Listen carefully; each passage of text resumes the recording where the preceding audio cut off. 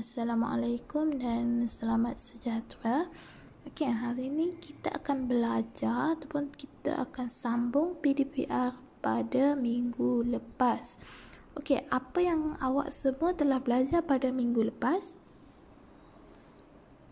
Okey, apa yang awak semua telah belajar minggu lepas adalah mengenai struktur, fungsi dan peranan keluarga. Terdapat 4 struktur keluarga, iaitu keluarga induk tunggal, keluarga luas, keluarga poligami dan keluarga nuklear.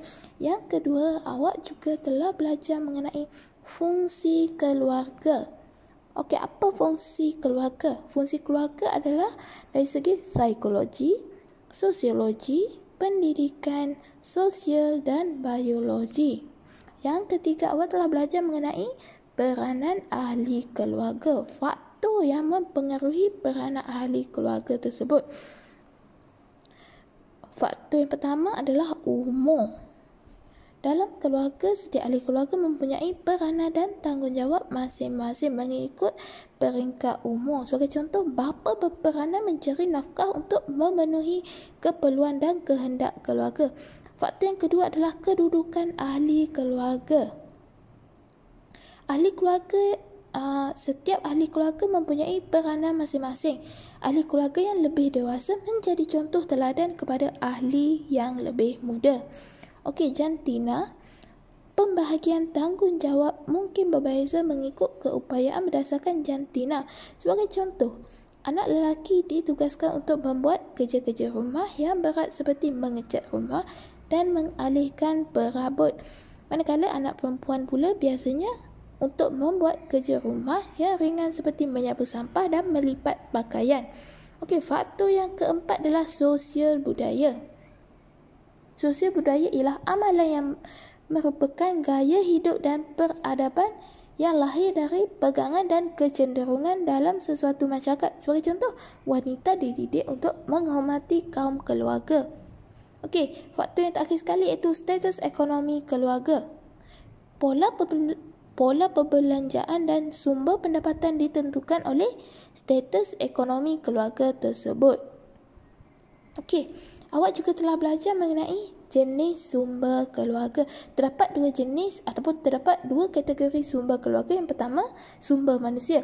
Apa itu sumber manusia? Sumber manusia terdiri daripada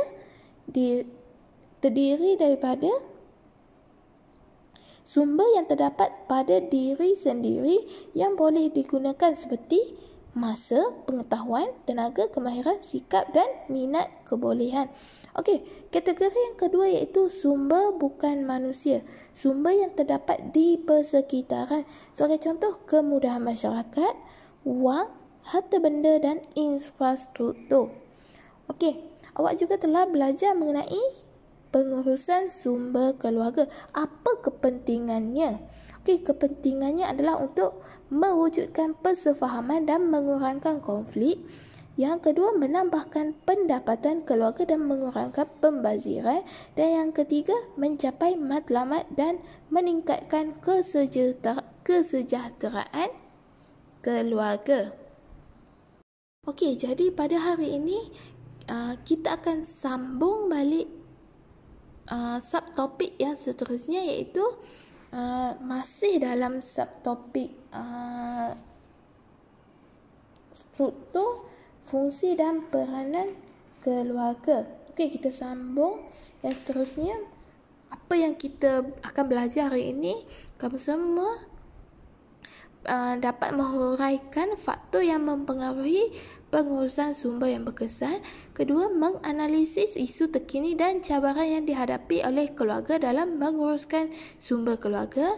Dan yang ketiga, mengusulkan kaedah untuk mengatasi isu dan masalah yang dihadapi keluarga untuk menguruskan sumber keluarga dengan lebih baik dan berkesan. Kita pergi yang pertama, iaitu pengurusan sumber keluarga berkesan. Okey. Sekejap Okey. Kalau kita dapat lihat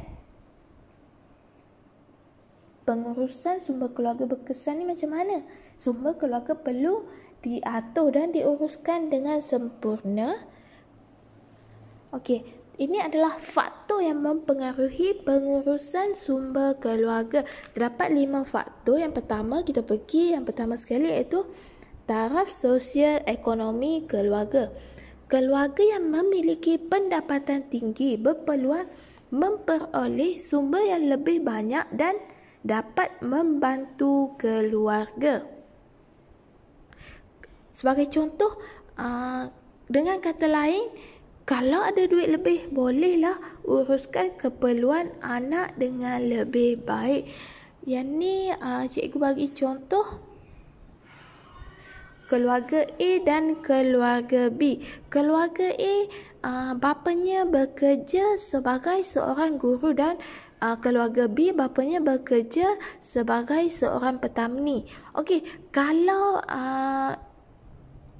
anak keluarga A meminta duit, sebagai contoh, ayah nak duit beli baju. Okey, ayah tersebut boleh memberikan duit itu dengan tanpa banyak tanya ataupun tanpa memikirkan, cuma bagi je duit. Kalau untuk keluarga B, apabila anaknya meminta duit, ayah nak duit nak beli baju, kemungkinan bapanya akan menjawab, nanti-nantilah, duit ayah ni tak cukup sangat untuk beli ataupun untuk berikan kepada kamu untuk membeli baju.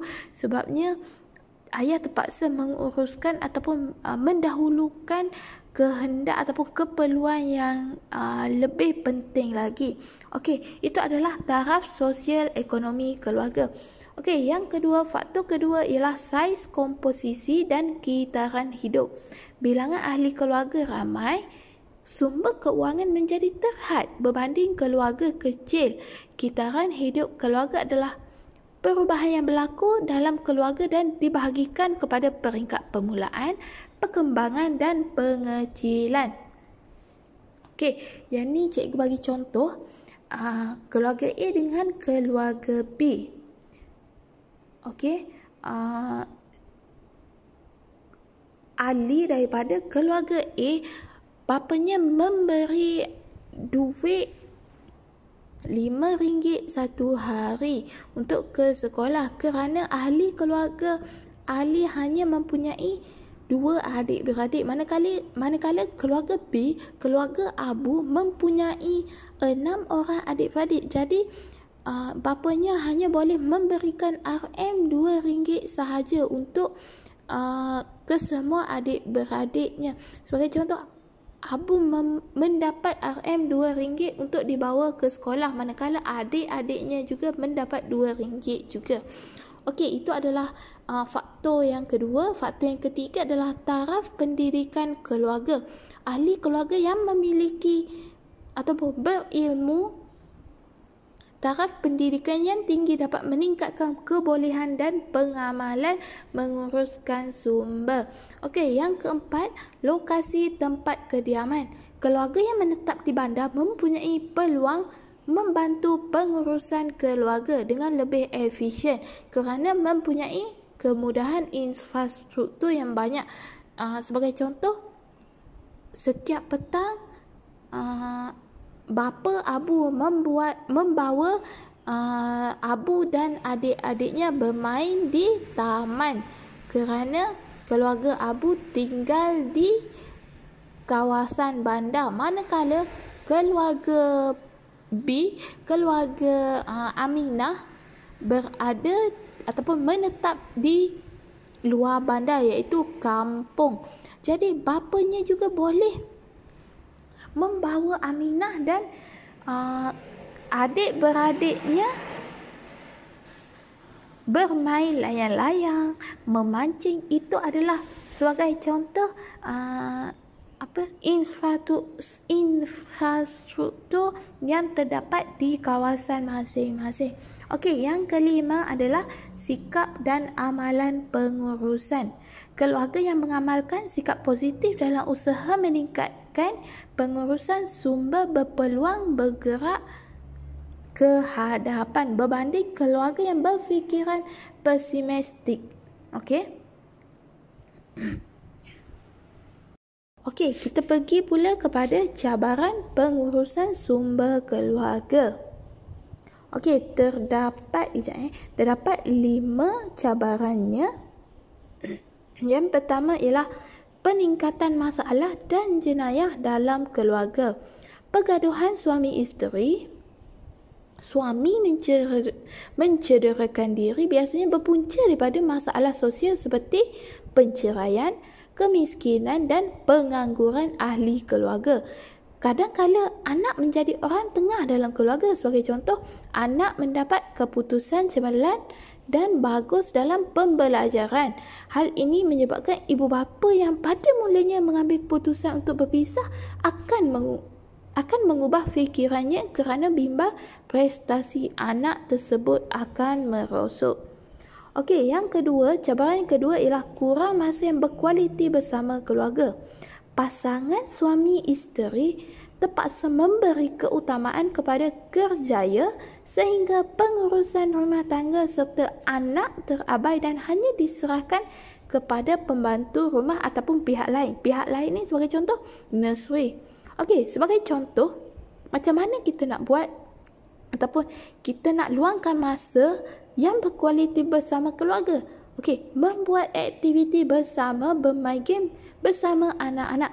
Tapi bapa ataupun ibu tidak bolehlah sambil bermain game dengan anak-anak sambil berwhatsapp tentang hal kerja. Itu juga boleh dikategorikan dengan kurang masa yang berkualiti. Okey, apabila bermain game dengan anak-anak, ibu atau bapa ataupun ibu bapa hendaklah mengetepikan segala urusan yang tidak berkaitan dengan anak-anak. Hanya tertumpu kepada perihal anak-anak sahaja pada waktu yang ditetapkan ataupun masa yang ditetapkan. Okey, yang ketiga adalah jurang generasi. Mengoptimumkan usaha bagi membaiki jurang generasi. Kitaran hidup zaman dahulu tidak sama dengan generasi zaman ini. Jurang generasi dapat dirapatkan sekiranya ibu bapa memahami dan menyesuaikan diri dengan situasi dan perkembangan yang berlaku pada masa ini. Sebagai contoh, ibu menghantar anak ke kampung untuk dijaga oleh datuk atau nenek. Ini juga boleh dikategorikan ataupun dimasukkan dalam jurang generasi kerana tidak terdapat ataupun didikan ibu bapa dengan datuk nenek adalah berlainan. Okey, sebagai contoh sebagai contoh, kemungkinan datuk ataupun nenek itu akan mendidik anak-anak tersebut seperti mendidik ibu bapanya yang dahulu. Okey, tidak terdapat kitaran ataupun tidak dapat perbezaan kerana datuk dan nenek tidak mempunyai pengetahuan untuk mendidik dengan cara yang betul. Jadi itu menyebabkan jurang generasi yang terdapat dalam ahli keluarga tersebut. Okey, yang keempat pula, cabaran yang keempat ialah kurang kemahiran keibubapaan. Tiada jalan mudah untuk membesarkan anak jika ibu bapa kurang kemahiran keibubapaan. Hubungan antara ahli keluarga menjadi renggang dari sejak awal lagi. Pengabaian ataupun mengetepikan serta menghukum anak-anak tanpa usul periksa atau tidak menegur kesalahan anak itu merupakan kurang kemahiran dari pihak ibu bapa tersebut. Ibu bapa perlu belajar ataupun mendapat rujukan daripada orang lain. Sebagai contoh, ibu bapa hanya menghukum ataupun hanya menyalahkan anak-anak jika melakukan kesalahan, tetapi ibu bapa tidak menunjukkan cara yang betul untuk kesalahan yang dilakukan tersebut. Okey, yang terakhir sekali, cabaran pengurusan sumber keluarga ialah input negatif daripada media elektronik. Perkembangan teknologi maklumat, komunikasi, media pembelajaran, ideologi serta revolusi pengetahuan. Remaja mudah terpengaruh dengan media sosial. Okey, setiap ahli keluarga perlu berusaha mengelakkan diri daripada pengaruh buruk yang boleh merosakkan kebahagiaan institusi keluarga tersebut. Walau bagaimanapun, cabaran yang dihadapi harus ditempuhi dan ditangani dengan sebaik-baiknya demi memelihara kesejahteraan kehidupan keluarga. Ini banyak kita lihat dalam media sosial. Sebagai contoh, remaja mudah terpengaruh dengan media sosial, iaitu mudah terpengaruh dengan pengaruh TikTok, Facebook dan Instagram. Okey. Ini adalah contoh isu kekeluargaan. Remaja lari ikut kekasih. Kenapa ini berlaku? Ini mungkin berlaku disebabkan input negatif daripada media elektronik. Okey, remaja tersebut berkenalan dengan kekasihnya melalui media sosial. Okey, isu yang kedua iaitu buang bayi waktu sahur. Okey, kenapa benda ni berlaku? Ini mungkin disebabkan kurang masa berkualiti ataupun ibu bapa tidak mengambil berat mengenai anak-anak, ke mana anak-anak pergi, ke mana anak-anak berkawan. Okey. Yang ketiga ialah ketagih gadget punca institusi keluarga runtuh. Ini pun juga disebabkan input negatif daripada media elektronik. Dan yang terakhir sekali, kes belia cuba bunuh diri semakin serius. Okey, ini kalau kes ini, isu ini juga boleh dikatakan kurang masa yang berkualiti bersama keluarga dan kurang kemahiran keibubapaan. Tiada komunikasi yang berkesan yang dilakukan. Apabila ibu bapa sibuk bekerja, ibu bapa boleh juga berkomunikasi dengan anak-anak dengan hanya berwhatsapp, bertanyakan khabar ataupun mendengar luahan daripada remaja tersebut ataupun belia tersebut. Okey, yang terakhir sekali ialah penyelesaian masalah pengurusan sumber keluarga. Antara masalah keluarga ialah penceraian, penderaan, sumber mahram dan pelbagai masalah sosial dalam kalangan anak remaja. Okey, macam mana penyelesaiannya? Yang pertama ialah merancang dan menilai urusan keuangan. Kebanyakan masalah yang melibatkan pengurusan sumber keluarga berpunca daripada kegagalan menguruskan keuangan dengan cekap. Okey, jadi dekat sini sebagai contoh, suami isteri perlu duduk berbincang ataupun merancang pelan ataupun bajet dari segi keuangan untuk elakkan pergaduhan. Okey, yang kedua adalah mendidik anak melalui kemahiran keibubapaan yang kreatif. Okey, ibu bapa perlu diterapkan dengan kemahiran keibubapaan. Terdapat pelbagai gaya keibubapaan yang boleh dilaksanakan untuk mendidik anak-anak. Salah satu daripadanya ialah gaya keibubapaan yang kreatif. Okey, ibu bapa boleh memikirkan aktiviti yang boleh dilakukan bersama. Tidak semestinya mahal tetapi harus kreatif. Sebagai contoh, di rumah tersebut hanya terdapat kertas. Jadi ibu bapa boleh meluangkan masa ataupun mendidik anak-anak dengan menggunakan kertas yang boleh dibuat origami. Kalau ibu bapa tersebut tidak pandai untuk membuat sesuatu cara ataupun macam mana nak buat origami tersebut. Okey, ibu bapa boleh melayari YouTube untuk melihat kaedah-kaedahnya. Penyelesaian ketiga adalah mewujudkan suasana rumah tangga yang harmoni. Suasana harmoni bermaksud ahli keluarga saling menyayangi, menghormati, menghargai dan bertanggungjawab terhadap peranan masing-masing. Okey, sebagai contoh, adik menghormati abang dan kakak.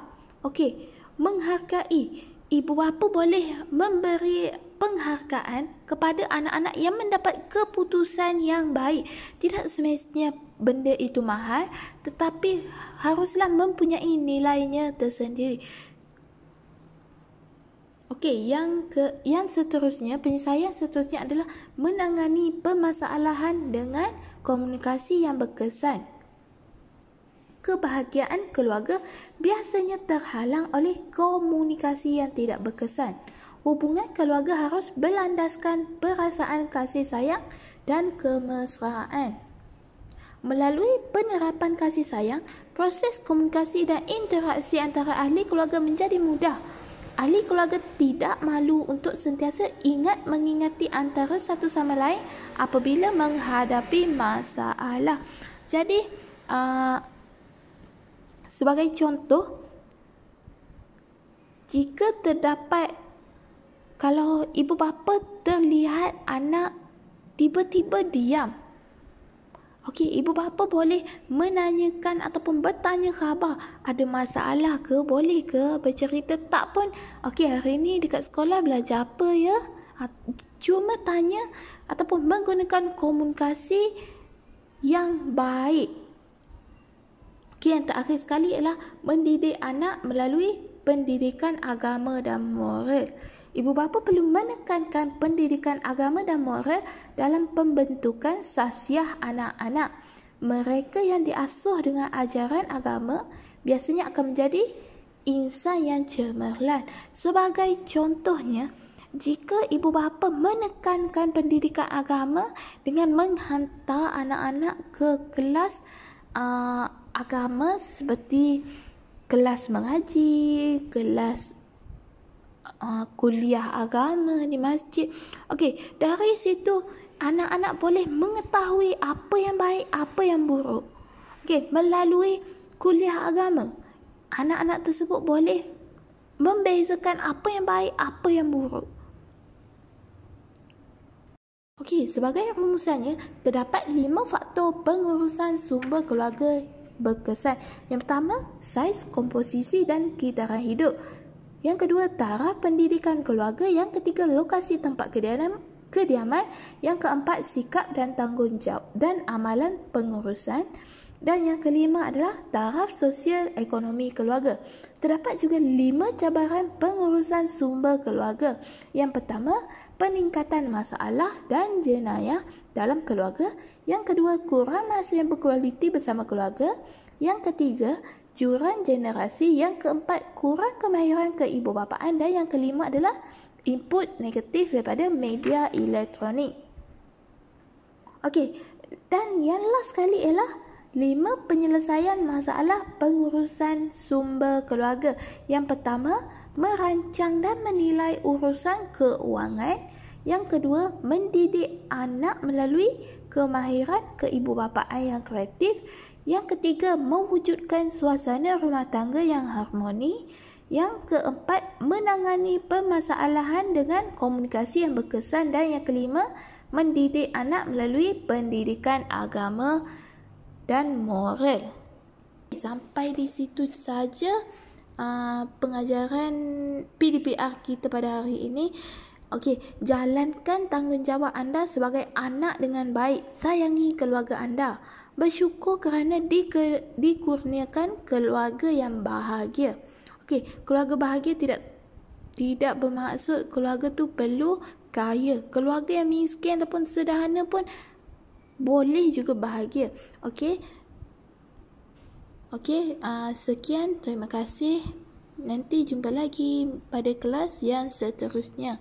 Bye. Assalamualaikum.